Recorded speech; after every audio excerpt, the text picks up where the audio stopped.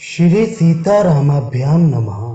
सती जी ने श्री रघुनाथ जी के प्रभाव को समझकर डर के मारे शिव जी से छिपाप किया और कहा, हे स्वामी, मैंने कुछ भी परीक्षा नहीं ली।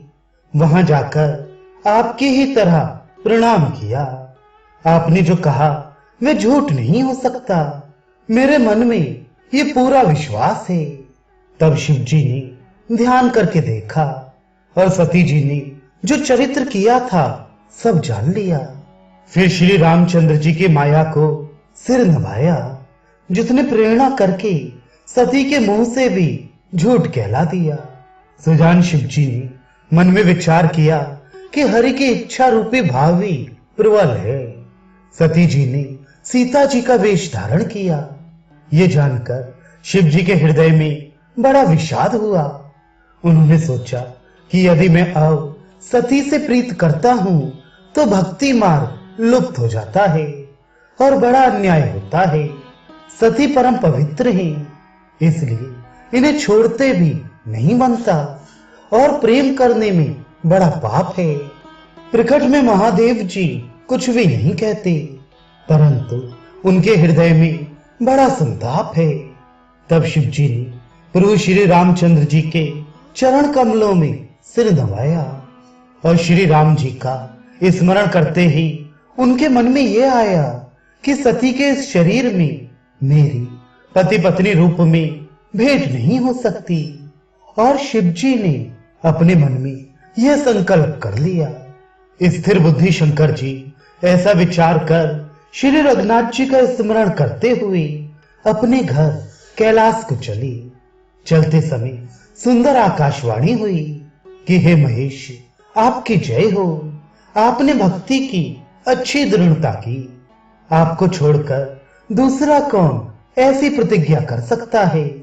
आप श्री रामचंद्र जी के भक्त हैं, समर्थ हैं और भगवान हैं। इस आकाशवाणी को सुनकर सती जी के मन में चिंता हुई और उन्होंने सकचाते हुए शिव जी से पूछा, हे कृपालु, कहिए आपने कौन सी प्रतिज्ञा की है। हे प्रभु, आप सत्य के धाम और दीन दयालु हैं। यद्यपि सती जी ने बहुत प्रकार से पूछा, परंतु त्रिपुरारी शिव जी ने कुछ ना कहा। सती जी ने हृदय में अनुमान किया कि सर्वज्ञ शिव जी सब जान गए। मैंने शिव जी से कपट किया। स्त्री स्वभाव से ही मूर्ख और बेसमझ होती है। प्रीत की सुंदर रीति देखिए कि जल भी दूध के साथ मिलकर दूध के समान भाव बिकता है, परंतु फिर कपट रूपी खटाई पड़ते ही पानी अलग हो जाता है, दूध फट जाता है और स्वाद प्रेम जाता रहता है। अपनी करनी को याद करके सती जी के हृदय में इतना सोच है और इतनी अपार चिंता है कि जिसका वर्णन नहीं किया जा सकता। उन्होंने समझ लिया कि शिव जी कृपा के परम अथाह सागर हैं। इससे प्रकट में उन्होंने मेरा अपराध नहीं कहा। शिव जी का रुख देखकर सती जी ने जान लिया कि स्वामी ने मेरा त्याग कर दिया और वे हृदय में व्याकुल हो उठी। अपना पाप समझकर कुछ कहते नहीं बनता, परंतु हृदय भीतर ही भीतर कुम्हार के आंवे के समान अत्यंत जलने लगा। वृष केतु शिव जी ने सती को चिंता युक्त जानकर उन्हें सुख देने के लिए सुंदर कथाएं कही। इस प्रकार मार्ग में विविध प्रकार के इतिहासों को कहते हुए विश्वनाथ कैलाश जा पहुंचे। वहां फिर शिव जी अपनी प्रतिज्ञा को याद करके बड़ के पेड़ के नीचे पद्मासन लगाकर बैठ गए। शिव जी ने अपना स्वाभाविक रूप संभाला। उनकी अखंड और अपार समाधि लग गई। तब सती जी कैलाश पर रहने लगी। उनके मन में बड़ा दुख था। इस रहस्य को कोई कुछ भी नहीं जानता था। उनका एक एक दिन युग के समान बीत रहा था। सती जी के हृदय में नित्य नया और भारी सोच हो रहा था कि मैं इस दुख समुद्र के पार कब जाऊंगी। मैंने जो श्री रघुनाथ जी का अपमान किया और फिर पति के वचनों को झूठ जाना, उसका फल विधाता ने मुझको दिया, जो उचित था वही किया, परंतु हे विधाता, अब तुझे ये उचित नहीं है जो शंकर से विमुख होने पर भी मुझे जला रहा है। सती जी के हृदय की गिलानी कुछ कही नहीं जाती। बुद्धिमती सती जी ने मन में श्री रामचंद्र जी का स्मरण किया और कहा, हे प्रभु, यदि आप दीन दयालु कहलाते हैं और वेदों ने आपका यह यश गाया है कि आप दुख को हरने वाले हैं, तो मैं हाथ जोड़कर विनती करती हूं कि मेरी यह देह जल्दी छूट जाए। यदि मेरा शिव जी के चरणों में प्रेम है और मेरा यह प्रेम का व्रत मन, वचन और आचरण से सत्य है, तो हे सर्वदर्शी प्रभु, सुनिए और शीघ्र वह उपाय कीजिए जिससे मेरा मरण हो और बिना ही परिश्रम ये पति प्रत्याग रूपी असह्य विपत्ति दूर हो जाए। दक्ष सुता सती जी इस प्रकार बहुत दुखित थी। उनको इतना दारुण दुख था कि जिसका वर्णन नहीं किया जा सकता। 87,000 वर्ष बीत जाने पर अविनाशी शिव जी ने समाधि खोली। शिव जी राम नाम का स्मरण करने लगे। तब सती जी ने जाना कि अब जगत के स्वामी शिव जी जागे। उन्होंने जाकर शिव जी के चरणों में प्रणाम किया। शिव जी ने उनको बैठने के लिए सामने आसन दिया। शिव जी भगवान हरि की रसमयी कथाएं कहने लगे। उसी समय दक्ष प्रजापति हुए। ब्रह्मा जी ने सब प्रकार से योग्य देख समझकर दक्ष को प्रजापतियों का नायक बना दिया। जब दक्ष ने इतना बड़ा अधिकार पाया तब उनके हृदय में अत्यंत अभिमान आ गया। जगत में ऐसा कोई पैदा नहीं हुआ जिसको प्रभुता पाकर मद ना हो। दक्ष ने सब मुनियों को बुला लिया और वे बड़ा यज्ञ करने लगे। जो देवता यज्ञ का भाग पाते हैं, दक्ष ने उन सबको आदर सहित निमंत्रित किया। दक्ष का निमंत्रण पाकर किन्नर, नाग, सिद्ध, गंधर्व और सब देवता अपनी अपनी स्त्रियों सहित चले। विष्णु, ब्रह्मा और महादेव जी को छोड़कर सभी देवता अपना अपना विमान सजाकर चले। सती जी ने देखा अनेकों प्रकार के सुंदर विमान आकाश में चले जा रहे हैं। देव सुंदरियां मधुर गान कर रही हैं, जिन्हें सुनकर मुनियों का ध्यान छूट जाता है। सती जी ने विमान में देवताओं के जाने का कारण पूछा। तब शिव जी ने सब बातें बतलाई। पिता के यज्ञ की बात सुनकर सती कुछ प्रसन्न हुई और सोचने लगी कि यदि महादेव जी मुझे आज्ञा दें तो इसी बहाने कुछ दिन पिता के घर जाकर रहूं, क्योंकि उनके हृदय में पति द्वारा त्यागी जाने का बड़ा भारी दुख था। पर अपना अपराध समझकर वे कुछ कहती ना थी। आखिर सती जी भय, संकोच और प्रेम रस में सनी हुई मनोहर वाणी से बोली, हे प्रभु, मेरे पिता के घर बहुत बड़ा उत्सव है। यदि आपकी आज्ञा हो तो हे कृपाधाम, मैं आदर सहित उसे देखने जाऊं। शिव जी ने कहा, तुमने बात तो अच्छी कही, ये मेरे मन को भी पसंद आई, पर उन्होंने न्योता नहीं भेजा, ये अनुचित है। दक्ष ने अपनी सब लड़कियों को बुलाया है, किंतु हमारे वैर के कारण उन्होंने तुमको भी भुला दिया। एक बार ब्रह्मा की सभा में वे हमसे अप्रसन्न हो गए थे, उसी से वे अब भी हमारा अपमान करती हैं। हे भवानी, जो तुम बिना बुलाए जाओगी तो ना शील स्नेह ही रहेगा और ना मान मर्यादा ही रहेगी। यद्यपि इसमें संदेह नहीं कि मित्र, स्वामी, पिता और गुरु के घर बिना बुलाए भी जाना चाहिए, तो भी जहां कोई विरोध मानता हो उसके घर जाने से कल्याण नहीं होता। शिव जी ने बहुत प्रकार से समझाया, पर होनहार वश सती के हृदय में बोध नहीं हुआ। फिर शिव जी ने कहा कि यदि बिना बुलाई जाओगी तो हमारी समझ में अच्छी बात ना होगी। शिव जी ने बहुत प्रकार से कहकर देख लिया, किंतु जब सती किसी प्रकार भी नहीं रुकी, तब त्रिपुरारी महादेव जी ने अपने मुख्य गणों को साथ देकर उनको विदा कर दिया। भवानी जब पिता दक्ष के घर पहुंची, तब दक्ष के डर के मारे किसी ने उनकी आप भगत नहीं की। केवल एक माता भले ही आदर से मिली, बहनें बहुत हुई मुस्कुराती हुई मिली। दक्ष ने तो उनकी कुछ कुशल तक नहीं पूछी। सती जी को देखकर उल्टे उनके सारे अंग जल उठे। तब सती ने जाकर यज्ञ देखा तो वहां कहीं शिव जी का भाग दिखाई नहीं दिया। तब शिव जी ने जो कहा था वह उनकी समझ में आया। स्वामी का अपमान समझकर सती का हृदय जल उठा। पति परित्याग का दुख उनके हृदय में उतना नहीं व्यापा था जितना महान दुख इस समय पति अपमान के कारण हुआ।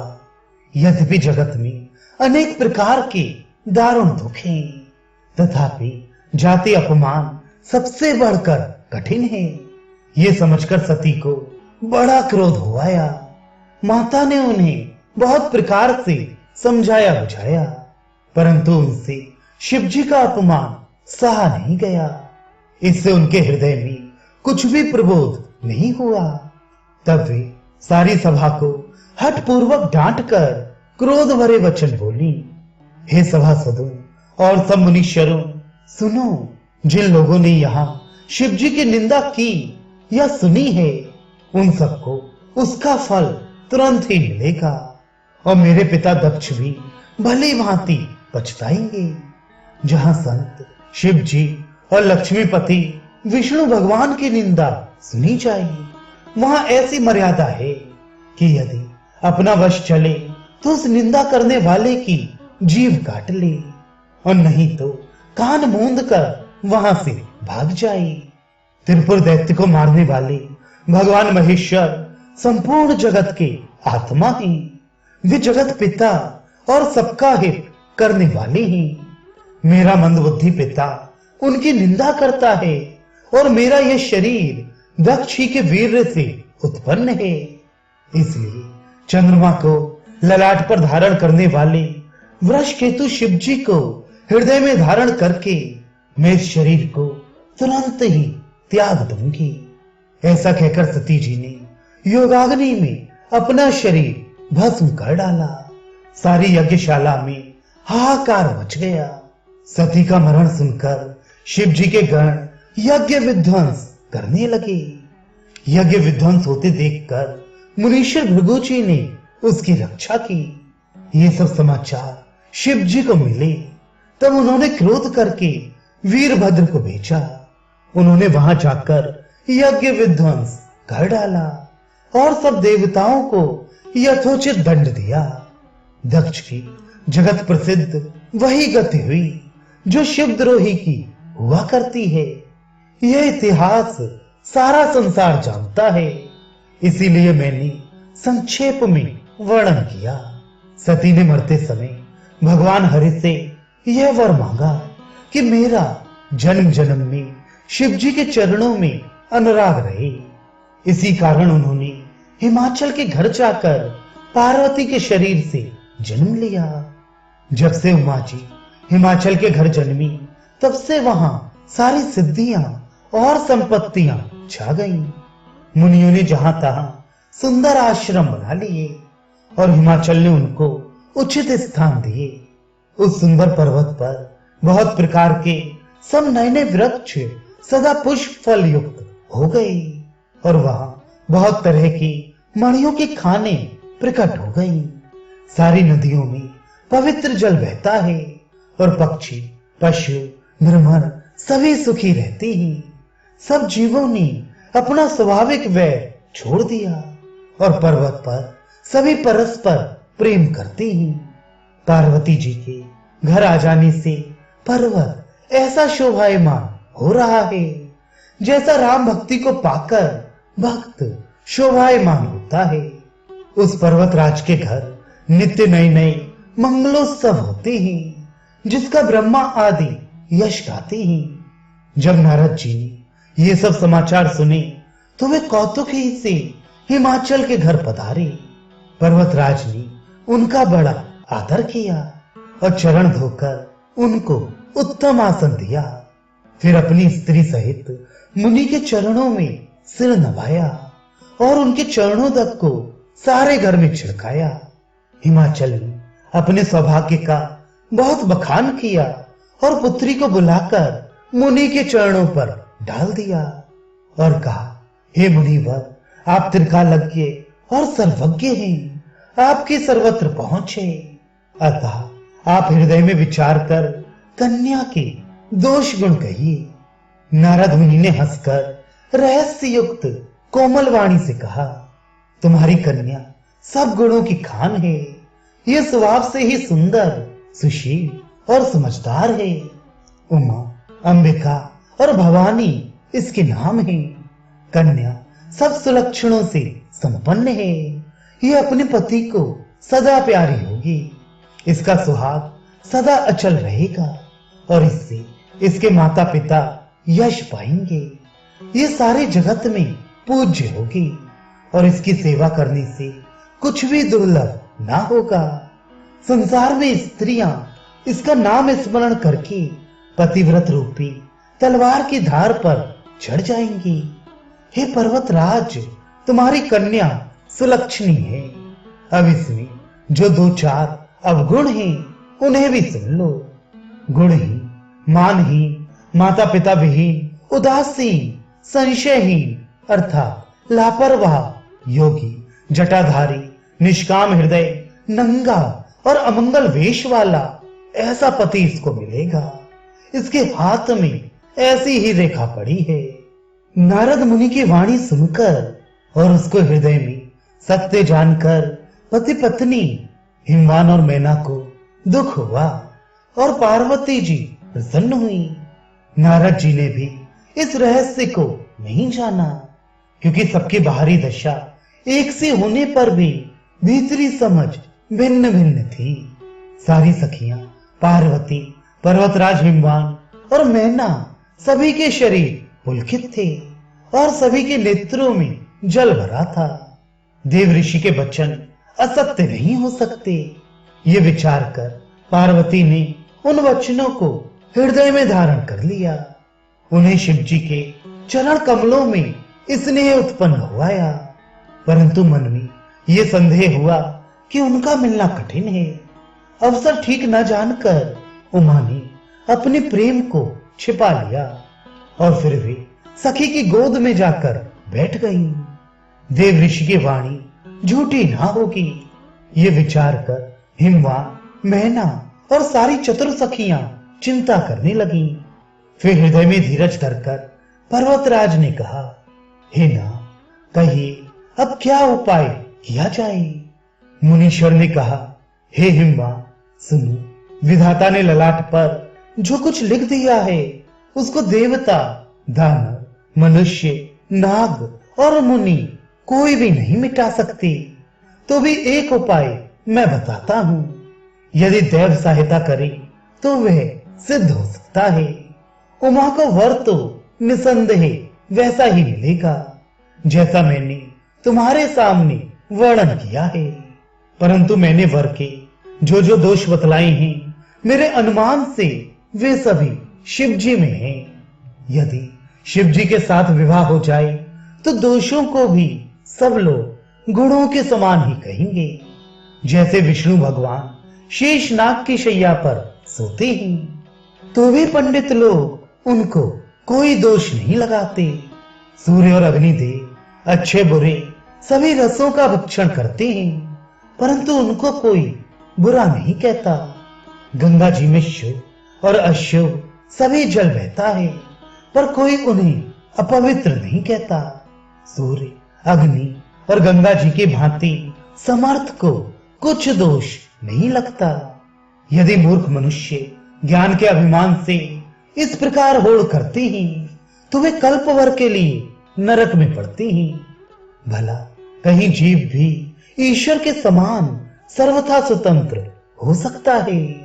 गंगा जल से भी बनाई हुई मदिरा को जानकर संत लोग कभी उसका पान नहीं करते, पर वही गंगा जी में मिल जाने पर जैसे पवित्र हो जाती है।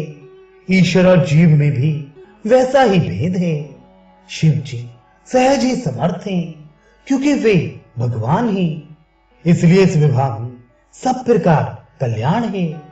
परंतु महादेव जी की आराधना बड़ी कठिन है। फिर भी तप करने से वे बहुत जल्द संतुष्ट हो जाते हैं। यदि तुम्हारी कन्या तप करे तो त्रिपुरारी महादेव जी होनहार को मिटा सकते हैं। यद्यपि संसार में वर अनेक हैं, पर इसके लिए शिव जी को छोड़कर दूसरा वर नहीं है। शिव जी वर देने वाले, शरणागतों के दुखों का नाश करने वाले, कृपा के समुद्र और सेवकों के मन को प्रसन्न करने वाले हैं। शिव जी की आराधना किए बिना करोड़ों योग और जप करने पर भी वांछित फल नहीं मिलता। ऐसा कहकर भगवान का स्मरण करके नारद जी ने पार्वती को आशीर्वाद दिया और कहा कि हे पर्वतराज, तुम संदेह का त्याग कर दो, अब यह कल्याण ही होगा। यूं कहकर नारद मुनि ब्रह्मलोक को चले गए। अब आगे जो चरित्र हुआ उसे सुनो। पति को एकांत में पाकर मैना ने कहा, हे नाथ, मैंने मुनि के वचनों का अर्थ नहीं समझा। जो हमारी कन्या के अनुकूल घर, वर और कुल उत्तम हो तो विवाह कीजिए, नहीं तो लड़की चाहे कुंवारी ही रहे। मैं अयोग्य वर के साथ उसका विवाह नहीं करना चाहती, क्योंकि हे स्वामी, पार्वती मुझको प्राणों के समान प्रिय है। यदि पार्वती के योग्य वर ना मिला तो सब लोग कहेंगे कि पर्वत स्वभाव से ही जड़ मूर्ख होते हैं। हे स्वामी, इस बात को विचार कर ही विवाह कीजिएगा, जिसमें फिर पीछे हृदय में संताप ना हो। इस प्रकार कहकर मैना पति के चरणों पर मस्तक रखकर गिर पड़ी। तब हिमवान ने प्रेम से कहा, चाहे चंद्रमा में अग्नि प्रकट हो जाए, पर नारद जी के वचन झूठे नहीं हो सकते। हे प्रिय, सब सोच छोड़कर श्री भगवान का स्मरण करो। जिन्होंने पार्वती को रचा है वे ही कल्याण करेंगे। अब यदि तुम्हें कन्या पर प्रेम है तो जाकर उसे यह शिक्षा दो कि वह ऐसा तप करे कि जिससे शिव जी मिल जाएं। दूसरे उपाय से यह क्लेश नहीं मिटेगा। नारद जी के वचन रहस्य से युक्त और सकारण हैं, और शिव जी समस्त सुंदर गुणों के भंडार हैं। ये विचार कर तुम मिथ्या संदेह को छोड़ दो। शिव जी सभी तरह से निष्कलंक हैं। पति के वचन सुन मन में प्रसन्न होकर मैना उठकर तुरंत पार्वती के पास गई। पार्वती को देखकर उनकी आंखों में आंसू भर आए। उसे स्नेह के साथ गोद में बिठा लिया, फिर बार बार उसे हृदय से लगाने लगी। प्रेम से मैना का गला भर आया। कुछ कहा नहीं जाता। जगत जननी भवानी जी तो सर्वज्ञ ठहरी। माता के मन की दशा को जानकर वे माता को सुख देने वाली कोमल वाणी से बोली, मां सुन, मैं तुझे सुनाती हूं। मैंने ऐसा स्वप्न देखा है कि मुझे एक सुंदर गौरवर्ण श्रेष्ठ ब्राह्मण ने ऐसा उपदेश दिया है। हे पार्वती, नारद जी ने जो कहा है उसे सत्य समझकर तू जाकर तप कर। फिर ये बात तेरे माता पिता को भी अच्छी लगी है। तप सुख देने वाला और दुख दोष का नाश करने वाला है। तप के बल से ही ब्रह्मा संसार को रचते हैं और तप के बल से ही विष्णु सारे जगत का पालन करते हैं। तप के बल से ही शंभु रुद्र रूप से जगत का संहार करते हैं और तप के बल से ही शेष जी पृथ्वी का भार धारण करते हैं। हे भवानी, सारी सृष्टि तप के ही आधार पर है।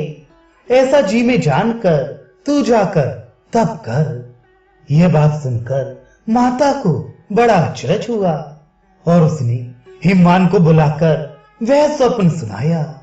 माता पिता को बहुत तरह से समझाकर बड़े हर्ष के साथ पार्वती जी तप करने के लिए चली। प्यारे कुटुंबी, पिता और माता सब व्याकुल हो गए। किसी के मुंह से बात नहीं निकलती। तब वेदशिरा मुनि ने आकर सबको समझाकर कहा, पार्वती जी की महिमा सुनाकर सबका समाधान किया। प्राणपति शिव जी के चरणों को हृदय में धारण करके पार्वती जी वन में जाकर तप करने लगी।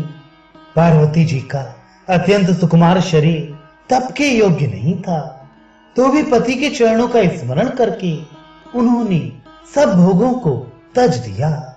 स्वामी के चरणों में नित्य नया अनुराग उत्पन्न होने लगा और तप में ऐसा मन लगा कि शरीर की सारी सुध बिसर गई। 1000 वर्ष तक उन्होंने मूल और फल खाए, फिर 100 वर्ष साग खाकर बिताई, कुछ दिन जल और वायु का भोजन किया और फिर कुछ दिन कठोर उपवास किए।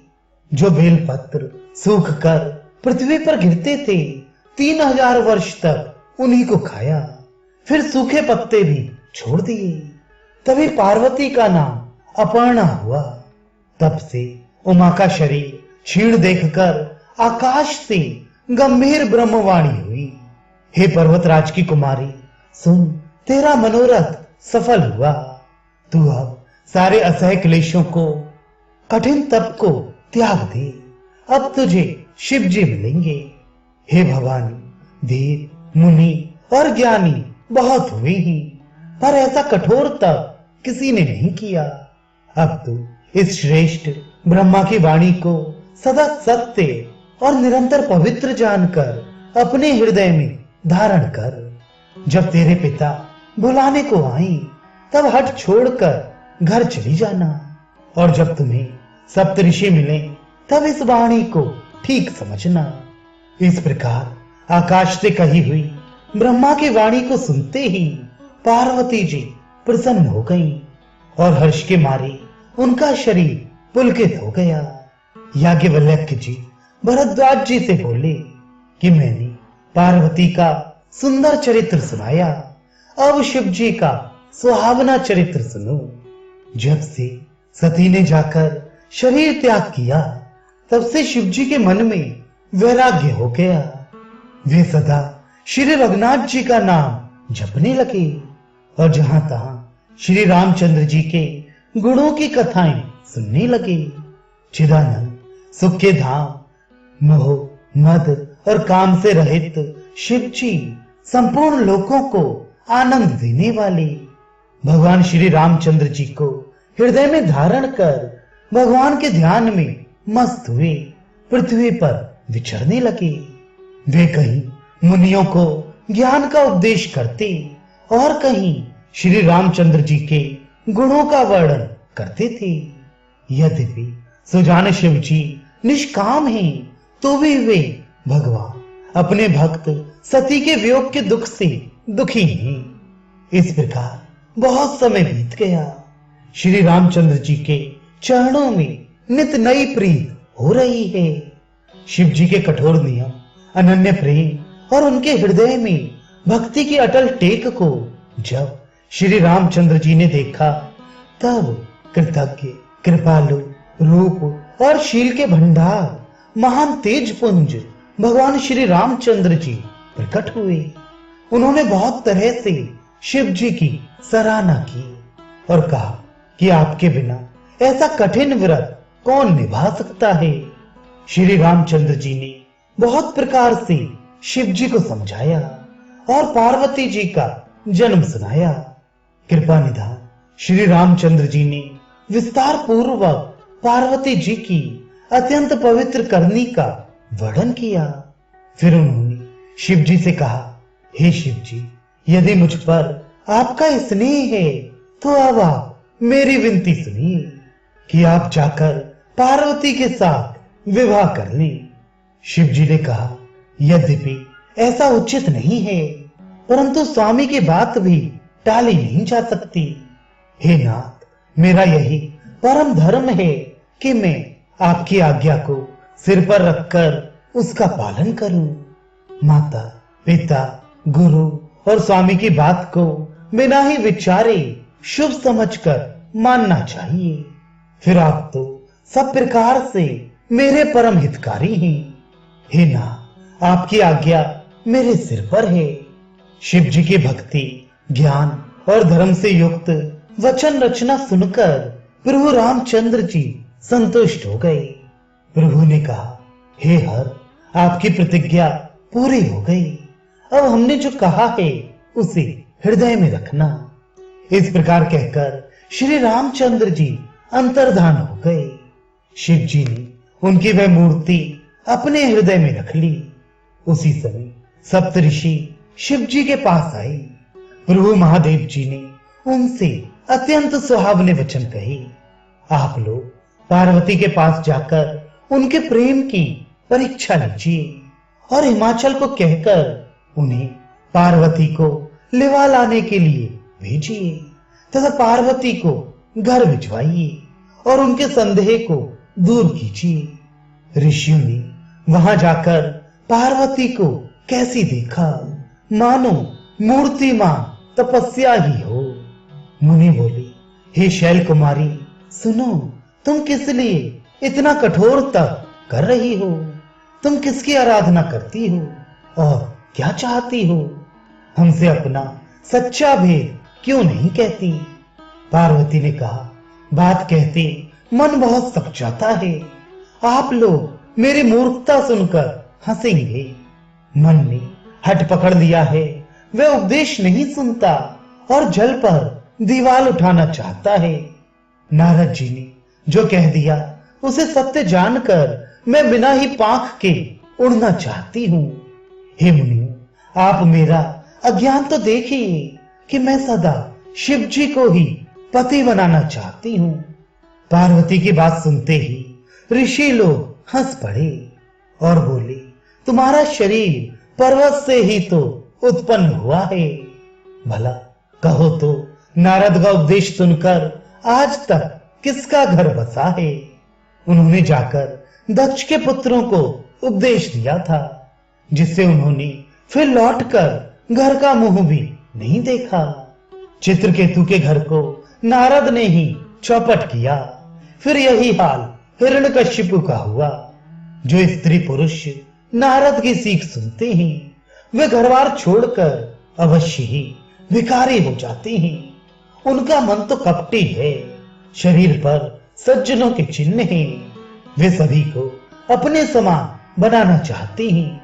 उनके वचनों पर विश्वास मानकर तुम ऐसा पति चाहती हो जो स्वभाव से ही उदासीन, गुणहीन, निर्लज्ज, बुरे वेश वाला, नर कपालों की माला पहनने वाला, कुलहीन, बिना घर बार का, नंगा और शरीर पर सांपों को लपेटे रखने वाला है।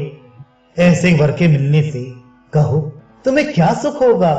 तुम उस ठग नारद के बहकावे में आकर खूब भूली। पहले पंचों के कहने से शिव ने सती से विवाह किया था, परंतु फिर उसे त्याग कर मरवा डाला। अब शिव को कोई चिंता नहीं रही, भीख मांगकर खा लेते हैं और सुख से सोते हैं। ऐसे स्वभाव से ही अकेले रहने वालों के घर भी भला क्या कभी स्त्रियां टिक सकती हैं?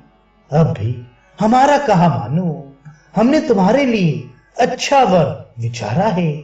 वह बहुत ही सुंदर, पवित्र, सुखदायक और सुशील है, जिसका यश और लीला वेद गाते हैं। वे दोषों से रहित, सारे सद्गुणों की राशि, लक्ष्मी का स्वामी और वैकुंठपुरी का रहने वाला है। हम ऐसे वर को लाकर तुमसे मिला देंगे। ये सुनते ही पार्वती जी हंसकर बोली, आपने ये सत्य ही कहा कि मेरा ये शरीर पर्वत से उत्पन्न हुआ है, इसलिए हट नहीं छूटेगा। शरीर भले ही छूट जाए, सोना भी पत्थर से ही उत्पन्न होता है। सो वह जलाए जाने पर भी अपने स्वभाव स्वर्णत्व को नहीं छोड़ता। अतः मैं नारद जी के वचनों को नहीं छोड़ूंगी, चाहे घर बसे या उजड़े। इससे मैं नहीं डरती। जिसको गुरु के वचनों में विश्वास नहीं है, उसको सुख और सिद्धि स्वप्न में भी सुगम नहीं होती। माना कि महादेव जी अवगुणों के भवन हैं और विष्णु समस्त सद्गुणों के धाम हैं, पर जिसका मन जिसमें रम गया उसको तो उसी से काम है।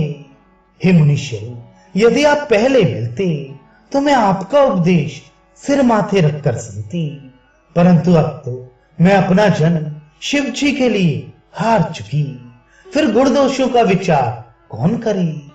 यदि आपके हृदय में बहुत ही हठ है और विवाह की बातचीत किए बिना आपसे रहा ही नहीं जाता, तो संसार में वर कन्या बहुत हैं।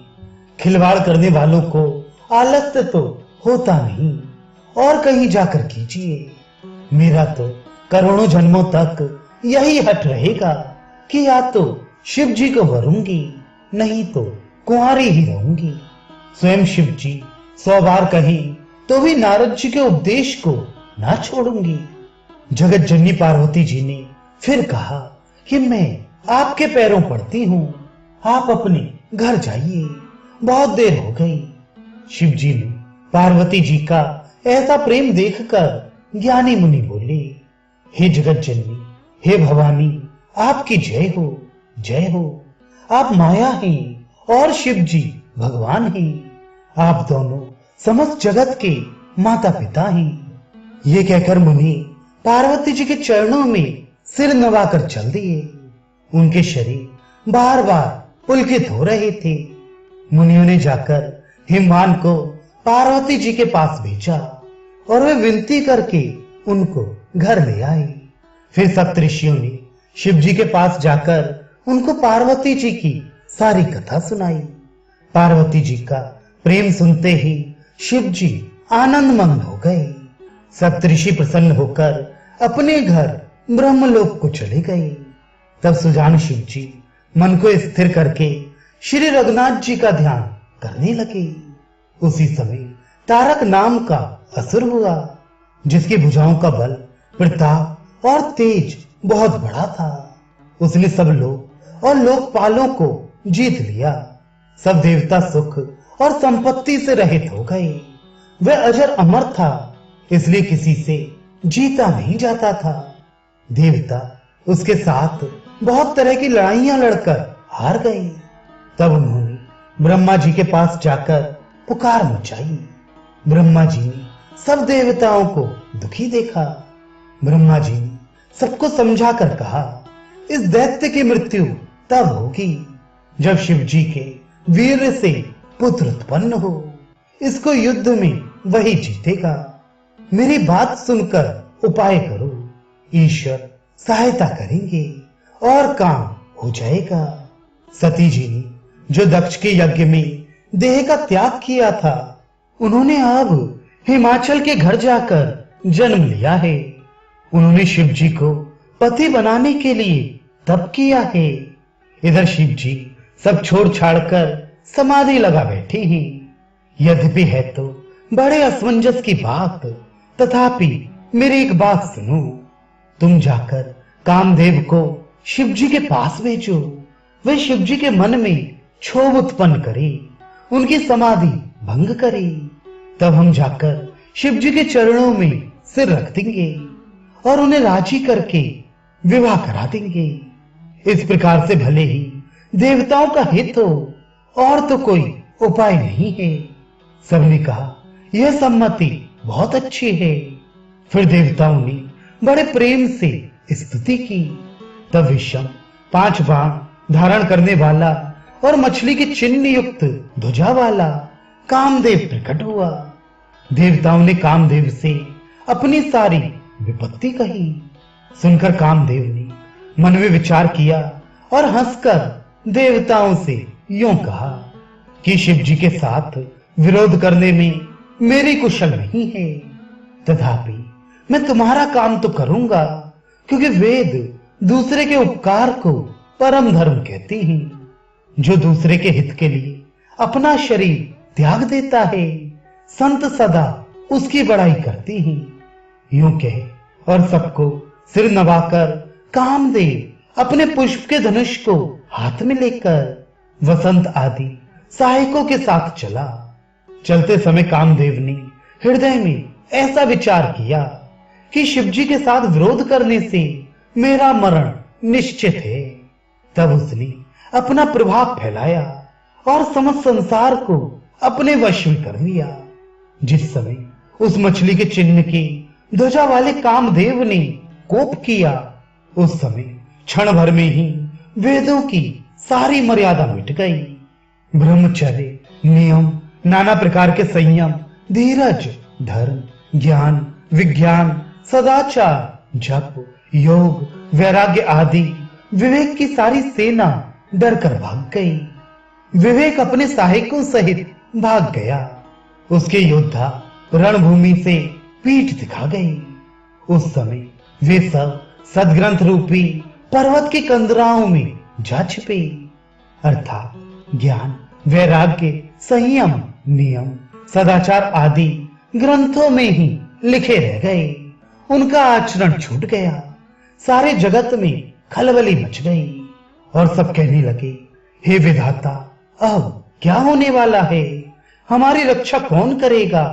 ऐसा दो सिर वाला कौन है जिसके लिए रति के पति कामदेव ने कोप करके हाथ में धनुष बाण उठाया है? जगत में स्त्री पुरुष संज्ञा वाले जितने चराचर प्राणी थे, वे सब अपनी अपनी मर्यादा छोड़कर काम के वश हो गए। सबके हृदय में काम की इच्छा हो गई। लताओं को देखकर वृक्षों की डालियां झुकने लगी। नदियां उमड़ उमड़ कर समुद्र की ओर दौड़ी और ताल तलैया भी आपस में संगम करने अर्थात मिलने जुलने लगी। जब जड़, वृक्ष, नदी आदि की दशा ये कही गई, तब चेतन जीवों की करनी कौन कह सकता है? आकाश, जल और पृथ्वी पर विचरने वाले सारे पशु पक्षी अपने संयोग का समय भुलाकर काम के वश हो गए। सब लोग कामांध होकर व्याकुल हो गए। चकवा चकवी रात दिन नहीं देखते। देव, दैत्य, मनुष्य, किन्नर, सर्प, प्रेत, पिशाच, भूत, बेताल, ये तो सदा ही काम के गुलाम हैं। यह समझकर मैंने इनकी दशा का वर्णन नहीं किया। सिद्ध, विरक्त, महामुनि और महान योगी भी काम के वश होकर योग रहित या स्त्री के विरही हो गए। जब योगीश्वर और तपस्वी भी काम के वश हो गए, तब पामर मनुष्यों को कौन कहे? जो समस्त चराचर जगत को ब्रह्ममय देखते थे, वे अब उसे स्त्रीमय देखने लगे। स्त्रियां सारे संसार को पुरुषमय देखने लगी और पुरुष उसे स्त्रीमय देखने लगे। 2 घड़ी तक सारे ब्रह्मांड के अंदर कामदेव का रक्षा हुआ, यह कौतुक रहा। किसी ने भी हृदय में धैर्य नहीं धारण किया। कामदेव ने सबके मन हर लिए। श्री रघुनाथ जी ने जिनकी रक्षा की, केवल वे ही उस समय बचे रहे। 2 घड़ी तक ऐसा तमाशा हुआ, जब तक कामदेव शिव जी के पास पहुंच गया। शिव जी को देखकर कामदेव डर गया। तब सारा संसार फिर जैसा का तैसा स्थिर हो गया। तुरंत ही सब जीव वैसे ही सुखी हो गए जैसे मतवाले अर्थात नशा करे हुए लोग मद उतर जाने पर सुखी होते हैं। जिनको पराजित करना अत्यंत ही कठिन है, ऐसे दुराधर्ष और दुर्गम अर्थात जिनका पार पाना कठिन है, भगवान संपूर्ण ऐश्वर्य, धर्म, यश, श्री, ज्ञान और वैराग्य रूपी 6 ईश्वरीय गुणों से युक्त रुद्र महाभयंकर शिव जी को देखकर कामदेव भयभीत हो गया। लौट जाने में लज्जा मालूम होती है और करते कुछ बनता नहीं। आखिर मन में मरने का निश्चय करके उसने उपाय रचा।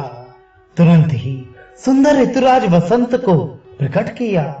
फूले हुए नए नए वृक्षों की कतारें सुशोभित हो गई। वन उपवन, बावली तालाब और सब दिशाओं के विभाग परम सुंदर हो गए। जहां तहां मानो प्रेम उमड़ रहा है, जिसे देखकर मरे मनों में भी कामदेव जाग उठा। मरे हुए मन में भी कामदेव जागने लगा। वन की सुंदरता कहीं नहीं जा सकती। काम रूपी अग्नि का सच्चा मित्र शीतल मंद सुगंधित पवन चलने लगा। सरोवरों में अनेकों कमल खिल गए, जिन पर सुंदर भंवरों के समूह गुंजार करने लगे। राजहंस, कोयल और तोते रसीली बोली बोलने लगे और अप्सराएं गा गा कर नाचने लगी। कामदेव अपनी सेना समेत करोड़ों प्रकार की सब कलाएं करके हार गया, पर शिव जी की अचल समाधि ना टिकी। तब कामदेव क्रोधित हो उठा। आम के वृक्ष की एक सुंदर डाली देखकर मन में क्रोध से भरा हुआ कामदेव उस पर चढ़ गया। उसने पुष्प धनुष पर अपने 5 बाण चढ़ाए और अत्यंत क्रोध से लक्ष्य की ओर ताक कर उन्हें कान तक तान लिया। कामदेव ने तीक्ष्ण 5 बाण छोड़े जो शिव जी के हृदय में लगे। तब उनकी समाधि टूट गई और वे जाग गए। शिव जी के मन में बहुत क्षोभ हुआ। उन्होंने आंखें खोलकर सब ओर देखा। जब आम के पत्तों में छिपे हुए कामदेव को देखा तो उन्हें बड़ा क्रोध हुआ, जिससे तीनों लोग कांप उठे। तब शिव जी ने तीसरा नेत्र खोला। उनके देखते ही कामदेव जलकर भस्म हो गया। जगत में बड़ा हाहाकार मच गया। देवता डर गए, दैत्य सुखी हुए। भोगी लोग काम सुख को याद करके चिंता करने लगे और साधक योगी निष्कटंक हो गए। योगी निष्कटंक हो गए। कामदेव की स्त्री रति अपने पति की यह दशा सुनते ही मूर्छित हो गई। रोती चिल्लाती और भांति भांति से करुणा करती हुई वह शिव जी के पास गई। अत्यंत प्रेम के साथ अनेकों प्रकार से विनती करके हाथ जोड़कर सामने खड़ी हो गई। शीघ्र प्रसन्न होने वाली कृपालु शिव जी अबला असहाय स्त्री को देखकर उसको सांत्वना देने वाले वचन बोले। हे रति, अब से तेरे स्वामी का नाम अनंग होगा। वह बिना ही शरीर के सबको व्यापेगा। अब तू अपने पति से मिलने की बात सुन। जब पृथ्वी के बड़े भारी भार को उतारने के लिए यदुवंश में श्री कृष्ण का अवतार होगा, तब तेरा पति उनके पुत्र प्रद्युम्न के रूप में उत्पन्न होगा। मेरा यह वचन अन्यथा नहीं होगा। शिव जी के वचन सुनकर रति चली गई। अब दूसरी कथा बखान कर विस्तार से कहता हूं। ब्रह्मा आदि देवताओं ने ये सब समाचार सुनी तो वे वैकुंठ को चले। फिर वहां से विष्णु और ब्रह्मा सहित सब देवता वहां गए जहां कृपा के धाम शिव जी थे। उन सब ने शिव जी की अलग अलग स्तुति की। तब शशि भूषण शिव जी प्रसन्न हो गए। कृपा के समुद्र शिव जी बोले, हे देवताओं, कहिए आप किस लिए आए हैं? ब्रह्मा जी ने कहा, हे प्रभु, आप अंतर्यामी हैं, तथापि हे स्वामी, भक्तिवश मैं आपसे विनती करता हूं। हे शंकर, सब देवताओं के मन में ऐसा परम उत्साह है कि हे नाथ, वे अपनी आंखों से आपका विवाह देखना चाहते हैं। हे कामदेव के मद को चूर करने वाले, आप ऐसा कुछ कीजिए जिससे सब लोग इस उत्सव को नेत्र भर कर देखें। हे कृपा के सागर, कामदेव को भस्म करके आपने रति को जो वरदान दिया सो बहुत ही अच्छा किया। हे नाथ, श्रेष्ठ स्वामियों का ये सहज स्वभाव ही है कि वे पहले दंड देकर फिर कृपा किया करते हैं। पार्वती ने अपार तप किया है, अब उन्हें अंगीकार कीजिए। ब्रह्मा जी की प्रार्थना सुनकर और प्रभु श्री रामचंद्र जी के वचनों को याद करके शिव जी ने प्रसन्नता पूर्वक कहा, ऐसा ही हो। तब देवताओं ने नगाड़े बजाए और फूलों की वर्षा करके जय हो, देवताओं के स्वामी की जय हो, ऐसा कहने लगे। उचित अवसर जानकर सप्तऋषि आई और ब्रह्मा जी ने तुरंत ही उन्हें हिमाचल के घर भेज दिया। वे पहले वहां गए जहां पार्वती जी थी और उनसे छल से भरे मीठे विनोद युक्त आनंद पहुंचाने वाले वचन बोले। नारद जी के उपदेश से तुमने उस समय हमारी बात नहीं सुनी। अब तो तुम्हारा प्राण झूठा हो गया, क्योंकि महादेव जी ने काम को ही भस्म कर डाला। श्री रामचरितमानस मास पारायण तीसरा विश्राम।